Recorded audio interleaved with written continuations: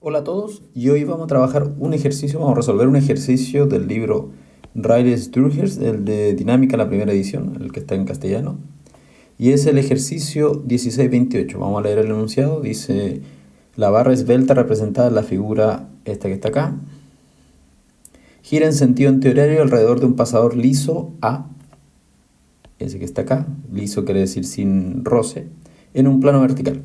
La masa de la barra es de 15 kilogramos. Cuando se halla en la posición representada, su velocidad angular es de 10 radianes partido por segundo. Si nos damos cuenta, va en esa dirección, por lo tanto es un vector positivo en la dirección de Catón, hacia afuera de la pantalla.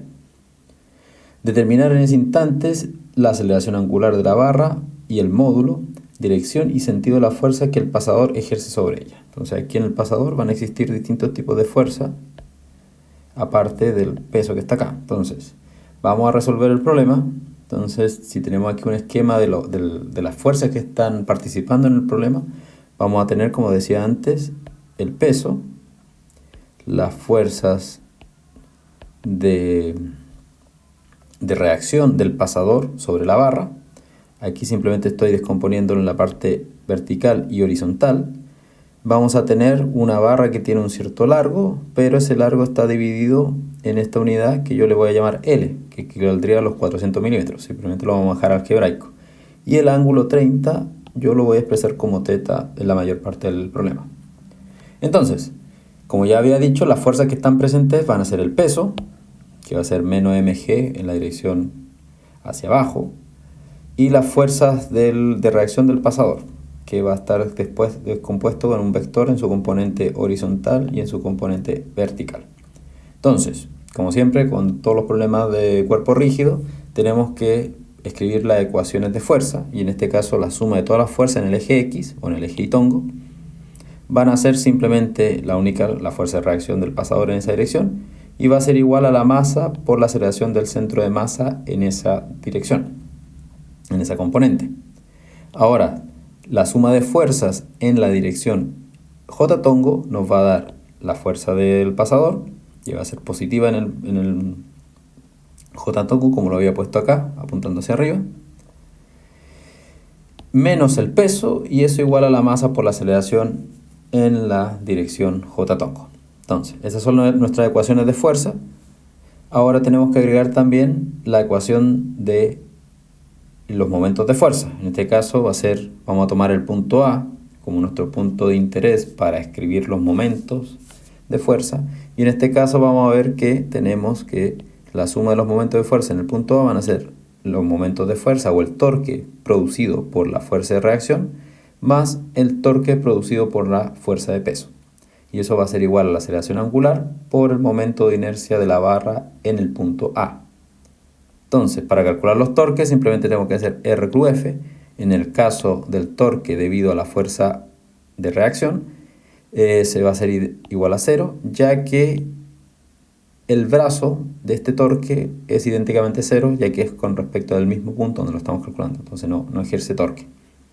Pero por otro lado, la fuerza de peso sí va a tener una componente no nula, y en este caso este vector lo vamos a escribir en sus coordenadas horizontal y vertical. Si se dan cuenta, L coseno de teta o L seno de teta va a corresponder al vector posición del centro de masa con respecto al punto A.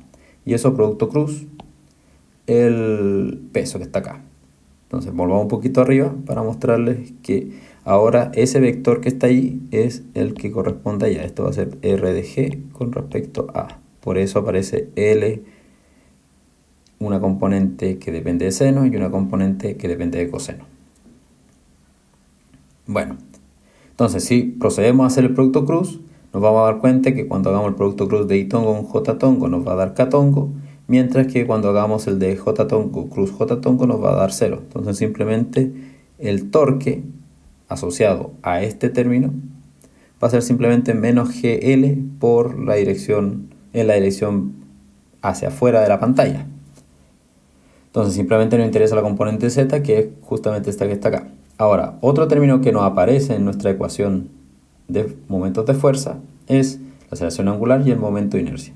Entonces el momento de inercia es una barra con respecto a su centro de masa va a ser 1/12 de la masa por el largo total de la barra al cuadrado, que en nuestro caso se va a traducir a 1/12 de la masa de la barra por el largo total, que es 4 veces L al cuadrado. Entonces esto simplemente, si uno lo reduce, va a quedar 4/3 de la masa por el largo al cuadrado.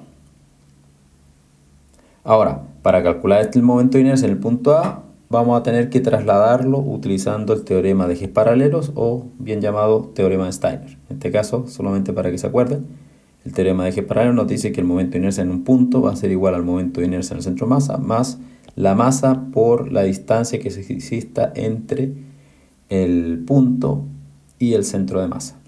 Entonces, en nuestro caso va a ser 4/3 ml cuadrado, que es el momento de inercia en el centro de masa, y la distancia va a ser m por l cuadrado, ya que la distancia, si se acuerdan, de la barra es exactamente L. Bien, entonces si eso lo reducimos nos va a dar este valor que está acá, 7/3 ml cuadrado. Entonces ahora, reemplazando la ecuación de momentos de fuerza, vamos a obtener que muchos de estos términos se nos cancelan. Las m se nos cancelan, la l se nos cancela con una de arriba, y básicamente nos va a quedar que alfa va a ser esta expresión ya cerrada. Alfa igual menos 3g partido por 7 partido por L. Recordar que alfa es un vector de aceleración angular, donde lo vamos a escribir que es proporcional a la componente que sale fuera de la pantalla. Entonces, para seguir resolviendo las ecuaciones de fuerza, también aparece la aceleración del centro de masa, que eso es muy importante en la segunda ley de Newton. Entonces, en este caso, el punto G, el centro de masa, lo vamos a escribir, o su aceleración la vamos a escribir en términos de la aceleración del punto A. Si se acuerdan, una aceleración relativa entre dos puntos la podemos escribir como la aceleración, en este caso del punto G, igual la aceleración de A más la aceleración relativa de G con respecto a A. Y eso se va a traducir básicamente en nuestra fórmula que ya hemos visto muchas veces durante el curso, que una aceleración va a ser igual a alfa cruz R más omega cruz R. Lo bueno acá es que el punto A no se mueve, por lo tanto tiene aceleración nula. Entonces simplemente eso nos va a dar que la aceleración del centro de masa va a ser alfa cruz, el vector relativo de G con respecto a, más omega cruz R de G con respecto a. Entonces, vamos a ir trabajando cada uno de esos términos por separado. El primer término es relativamente sencillo, ya que por un lado tenemos alfa L, el alfa viene de acá, el L viene de acá, y después tenemos que hacer el producto cruz entre catongo, que es la componente de alfa vector, y las componentes de R vector, que en este caso es coseno de I más seno de I. Este es un más que está ahí. Entonces, cuando hacemos el producto cruz de esto, simplemente nos va a dar alfa L coseno de J tongo menos seno de teta I tongo. Eso simplemente porque el catongo con I tongo nos va a dar J tongo, y catongo con J tongo nos va a dar menos I tongo. Entonces, ahora, para calcular omega cruz R, si se dan cuenta, es la misma fórmula. Entonces nos va a dar simplemente, hay que reemplazar omega por alfa, y nos va a dar omega por L por coseno de teta J tongo menos seno de teta I tongo. Entonces ahora hacemos el último producto cruz que nos falta para este término, y simplemente al escribir todo nos va a dar que omega cruz R es menos omega cuadrado L por coseno de teta I tongo más seno de teta J tongo. Entonces, con todo esto, con estos dos términos, este y el anterior, podemos calcular y escribir el vector aceleración del centro de masa, que va a ser esta expresión de que está acá. La componente que esté acompañando al I tongo va a corresponder a la componente X, y la componente que esté acompañando a J tongo va a corresponder a la componente Y, o la componente vertical, que son estas expresiones que están acá. En un caso es menos por alfa L seno de teta más omega cuadrado L coseno de teta, y en el otro es alfa L coseno de teta menos omega cuadrado L seno de teta. Entonces, si nos acordamos de nuestras ecuaciones de fuerza, es básicamente reemplazar los valores donde correspondan. Entonces, finalmente vamos a obtener que la fuerza, la componente horizontal, la componente en X de la fuerza de reacción del pasador, va a ser simplemente menos m por todo eso multiplicando a alfa L seno de teta más omega cuadrado L coseno de teta, que eso está acá. Ahora, La segunda, la componente vertical de la ecuación de la suma de fuerzas en el eje Y, nos va a dar la fuerza del pasador menos mg igual m por todo eso multiplicando a alfa L coseno de teta menos omega cuadrado L seno de teta. Entonces simplemente para encontrar el valor de esto tenemos que tirar el peso para el otro lado. Entonces, y la ecuación de momento de fuerza ya la habíamos resuelto y nos había dado que alfa iba a ser menos 3g partido por 7L. Acá lo que yo estoy poniendo en rojo son las incógnitas, lo que tenemos que calcular, entonces ya las tenemos listas. Simplemente tenemos que empezar a utilizar los datos que nos dan. Entonces los datos que nos dan la velocidad angular, que es 10 radianes partido por segundo, la masa, que es 15 kilogramos, el ángulo, que son 30 grados, L, o un cuarto del largo de la barra, que es 0,4 metros, y la aceleración de gravedad, que es 9,8 metros partido por segundo. Entonces, si agarran todos estos números, los datos que nos están dando, los reemplazan acá, van a sacar alfa lo reemplazan aquí y acá, más L lo conocen, omega se lo están dando, seno de teta también, entonces van a poder resolver y el resultado les va a dar que alfa es menos 10,5 radianes partido por segundo al cuadrado, la fuerza, la componente horizontal de la fuerza de reacción es menos 488,15 newtons y la fuerza resultante en I va a ser menos 207,41. Entonces a este le vamos a poner directamente newton, que son las unidades de aquí. Y así se resuelve este ejercicio. Si se dan cuenta, lo importante, como siempre en estos tipos de problemas, es identificar qué fuerzas están participando del problema, de la dinámica del objeto en sí.